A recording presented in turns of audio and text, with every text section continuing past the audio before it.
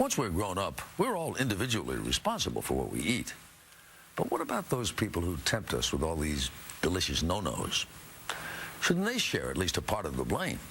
Serena Altschul has been looking into that. You want the buffalo wings? I love wings. Is that terrible? The next time you come down with a case of the munchies, consider calling on Dr. David Kessler. Now all we have to do is eat it. He and I recently made a takeout run to some of America's most popular dining spots. You know, the ones whose ads promise total taste bud overload. One appetizer and 2 entrees for just $20. We brought back loads of goodies. Do you think we got enough food? But Dr. Kessler provided the real food for thought. The fat, the sugar, and salt have been layered and loaded into this food. If I just gave you a package of sugar and say, go have a good time, Right, I'd kind of... that's not going to do it for you, right? But when you think about it, I mean, what is this? Right. It's a multi-sensory experience. Right. It's the roller coaster in the mouth. And in the brain. These are the so-called hedonic hotspots, regions that respond to hedonistic behavior, whether it's taking recreational drugs or eating food with complex flavors. Do you look at food as if it were a drug? It affects the same circuits in the brain.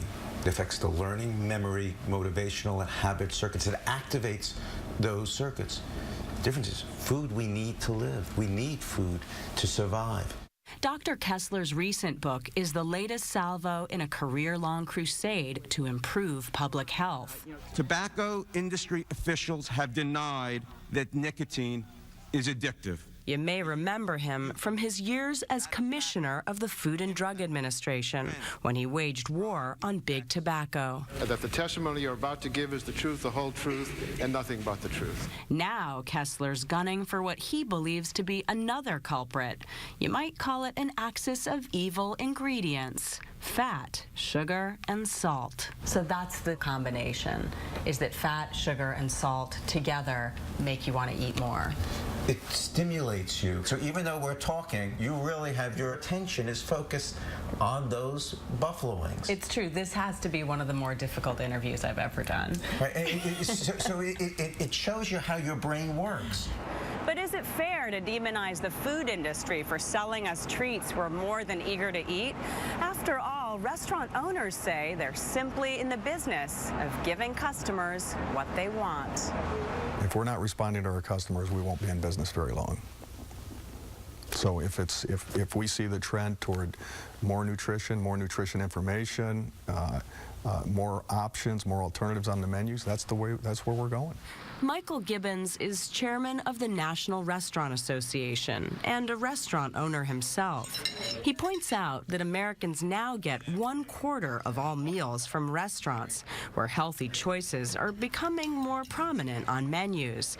And so are calorie counts, which are now required at big chains by this year's health reform bill.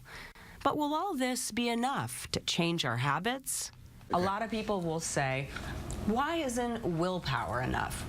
What's wrong with good old willpower? Once your brain is activated, if you just try to fight it, you're going to end up wanting it more.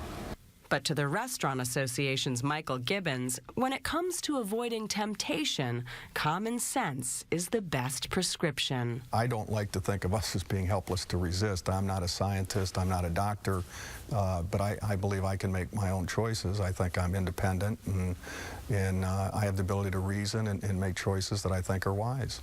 So, as Americans continue to get more and more meals from restaurants, the question of mind over mozzarella sticks will grow ever larger.